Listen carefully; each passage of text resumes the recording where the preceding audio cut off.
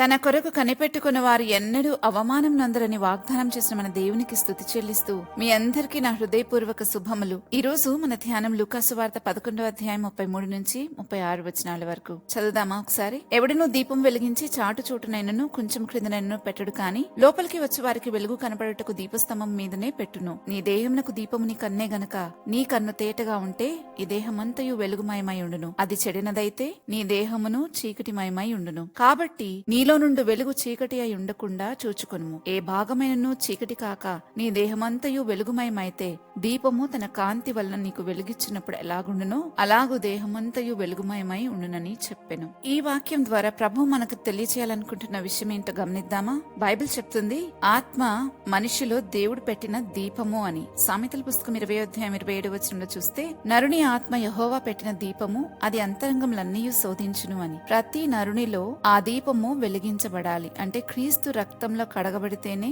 అది వెలిగించబడుతుంది. ఒక మనిషి పశ్చాత్తాపడి పాపక్షమాపణ కొరకు వేడుకున్నప్పుడు క్షమాపణ పొందుకున్నామన్న నిశ్చయత కలిగిన ప్రతి ఒక్కరూ క్రీస్తు రక్తంలో కడగబడినట్లే. పాపక్షమాపణ నిమిత్తం బాప్తిసం పొందిన ప్రతి ఒక్కరిలోనూ ఆత్మ తిరిగి జన్మిస్తుంది. దాన్నే ఆత్మ వెలిగించబడటం అన్నాము. క్రీస్తు రక్తంలో కడగబడక మునుపు ఆత్మ వెలిగించబడని స్థితిలోనే ఉంటుంది. అలాంటి వారిని గురించి బైబిల్ చెప్తుంది చీకటిలోను అజ్ఞానంలోనూ నివసించువారు అని. ఎప్పుడైతే ఒక ఆత్మ వెలిగించబడుతుందో ఆ ఆత్మను గురించి ప్రభు చెప్తున్నారు, దీపము వెలిగించబడితే అది అందరికీ వెలిగివ్వటానికి దీపస్తంభం మీదే ఉండాలి అని. మనుష్యులు మీ సత్క్రియలను చూసి పరలోకమందున మీ తండ్రిని మహిమపరచునట్లు వారి ఎదుట మీ వెలుగు ప్రకాశింపనీయుడి అని కొండ మీద ప్రసంగంలో యేసుప్రభు వారు అంటారు, మత్తయి సువార్త 5వ అధ్యాయం 16వ వచనంలో. కాబట్టి వెలిగించబడిన ఆత్మను దాచిపెట్టొద్దు, కానీ మనుషుల ఎదుట దాన్ని ప్రకాశింపనివ్వాలి అనేది ఇక్కడ మనం తెలుసుకుంటున్నాం. దేవుని వాక్యంలో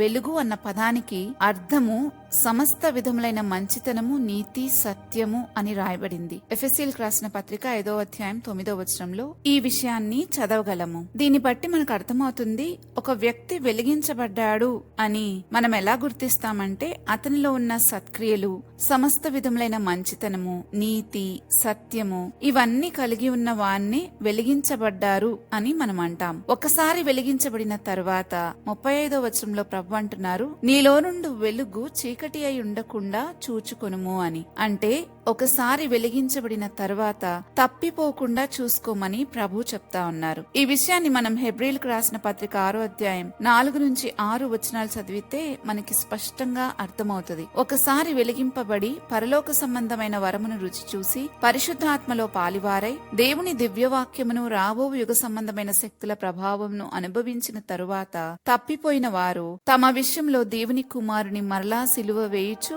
బాహాటముగా ఆయనను అవమానపరచుచున్నారు కనుక మారు మనసు పొందినట్లు అట్టి వారిని మరలా నూతన పరచుట అసాధ్యము అని. అందుకే ప్రభు అంటారు, నీలోనున్న వెలుగు చీకటి అయి ఉండిన ఎడల ఆ చీకటి ఎంతో గొప్పది అని. కారణం మరలా వెలిగించబడటం అసాధ్యము గనక. ఈ విషయాన్ని మనం మత్తయి సువార్త 6వ అధ్యాయం 23వ వచనంలో చూస్తాం. ఇంకా 36వ వచనాన్ని చూస్తే ఏ భాగమైనను చీకటి కాక నీ దేహమంతయు వెలుగుమయమైతే దీపము తన కాంతి వల్ల నీకు వెలిగిచ్చినప్పుడు ఎలాగుండునో అలాగు దేహమంతయు వెలుగుమయమై ఉండునని ప్రభు అంటున్నారు. ఏ భాగమైనను చీకటి కానివ్వద్దు అని అంటే అపవాదికి ఎక్కడ తావు ఇవ్వద్దు, ప్లేస్ ఇవ్వద్దు అని అర్థం. అప్పుడే అన్ని ఏరియాస్ లో మనము వెలుగుమయమై ఉంటాము. మన ఆలోచనల్లో, మన రిలేషన్షిప్స్ లో, మన ప్రతిరోజు అనుదిన పనిలో, మనం చేసే ప్రతి వ్యాపారంలో, ఏ ఏరియాలో అయినా సరే మన అనుదిన జీవితంలో మన తలంపులు, మన మాటలు, క్రియలు వీటన్నిటిలోనూ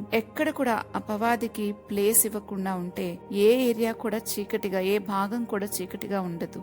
దేవుణ్ణి ఎంతో మహిమపరచగలుగుతాం. మనమందరము దేవుని చేత సృష్టింపబడింది దేవుణ్ణి మహిమపరచటానికేనని వాక్యము స్పష్టంగా తెలియచేస్తుంది. దేవునికి మన పట్ల ఉన్న ప్రధానమైన కామన్ ఉద్దేశము అదే. దేవుడు మనలో వెలిగించిన దీపము మన ఆత్మ. ఆ దీపము క్రీస్తు రక్తంలో కడగబడినప్పుడు మాత్రమే నిజంగా వెలుగుతుంది. ఒకసారి వెలిగించబడిన తర్వాత ఆ వెలుగును దాచకుండా మన జీవితం అంతటా మంచితనము, నీతి, సత్యముల ద్వారా మనం ప్రకాశింప చేయాలని ప్రభు కోరుకుంటా ఉన్నారు. అందుకే మనలో ఏ భాగమైనా చీకటికి అప్పగించకుండా జాగ్రత్త పడాలి. ఎందుకంటే వెలుగులో నడిచే జీవితం దేవుని మహిమపరుస్తుంది, ఇతరులకు దారి చూపిస్తుంది, మన పిలుపును నెరవేరుస్తుంది. వెలుగులో నిలిచేవారే దేవుని ఉద్దేశాన్ని నెరవేర్చేవారవుతారు. మనం వెలుగై ఉన్నామంటే పరిపూర్ణులమని కాదు, కానీ చీకటిని సహించలేమని, అటువంటి సహించలేని జీవితాన్ని ఎన్నుకున్నామని అర్థం. అజ్ఞానంలో నుండి జ్ఞానంలోనికి, అసత్యంలో నుండి సత్యంలోనికి, మరణంలో నుండి జీవంలోనికి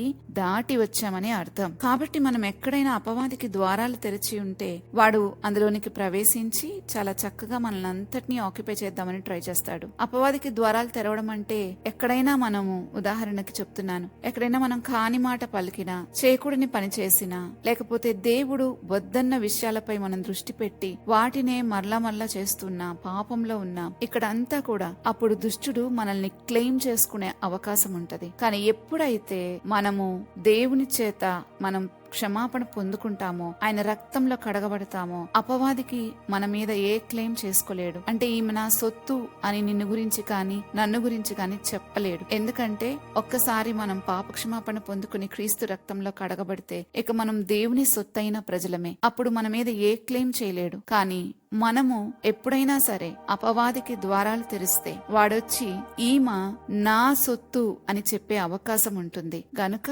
దయచేసి ఈ విషయంలో మనం అందరం కూడా మెలకువ కలిగి ఉండాలి. ఎవరికీ వాక్యం ప్రకారం జీవించే శక్తి ఉండదు, కానీ మనం ఆ శక్తిని అడిగితే దేవుడిస్తారు. కాబట్టి అడిగి పొందుకోవాలి. వాక్యం ఊరికే చదవడం కాదు, గాని దాన్ని అర్థం చేసుకుని ప్రవ్వా నేను ఇలా బ్రతకాలి అని నేను ఆశిస్తున్నానని నీ ఆశను గనక ప్రభువుకి తెలియచేస్తే దేవుడు ఆ ఆశను తప్పకుండా నెరవేరుస్తారు. ఆయన ప్రతి జీవి కోరికను తృప్తిపరిచే దేవుడు కనుక మన ఆశను తీర్చి తప్పకుండా మనల్ని అందరినీ కూడా వెలుగుమయంగా మారుస్తారు. ఈ విషయాన్ని మనం గమనించాలి. వెలుగంటే ఏంటో తెలుసుకున్నాం కదా. సమస్త విధములైన మంచితనము, నీతి, సత్యము. ఒక మనిషి వెలిగించబడ్డాడు అని మనకు తెలియటానికి ఇవి వానిలో ఉంటే మనం గుర్తిస్తాము ఈ మనిషి వెలిగించబడ్డాడు అని. కాబట్టి ఇప్పుడు మనల్ని మనం పరీక్షించుకుందాం. ఆ వెలుగు మనలో ఉందో లేదో. మనం ఇంకా చీకట్లో ఉంటే ఇప్పటికైనా ఆలస్యం కాలేదు. ప్రభు దగ్గరికి వచ్చి బ్రతిమాలి మనం మనసు మార్చుకుంటున్నాను, నా పాపాన్ని క్షమించమని ప్రతి పాపం ఆయన సన్నిధిలో ఒప్పుకొని విడిచిపెడితే ఆయన తన రక్తంతో మనల్ని కడుగుతారు. మన ఆత్మ వెలిగించబడుతుంది. చీకట్లో నుంచి వెలుగులోనికి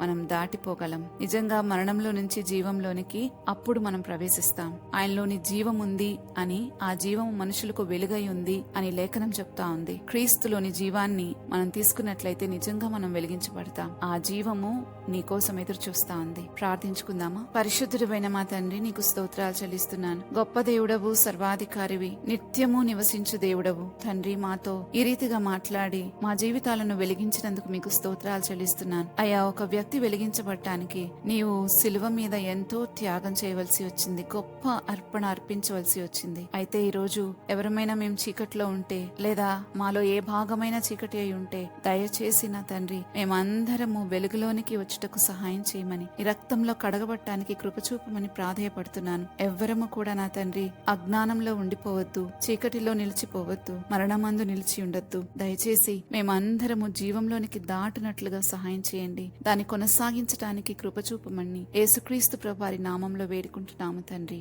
ఆమెన్. మరుసటి ధ్యానంలో మరలా తిరిగి కలుద్దాం. అంతవరకు దైవాశీస్సులు.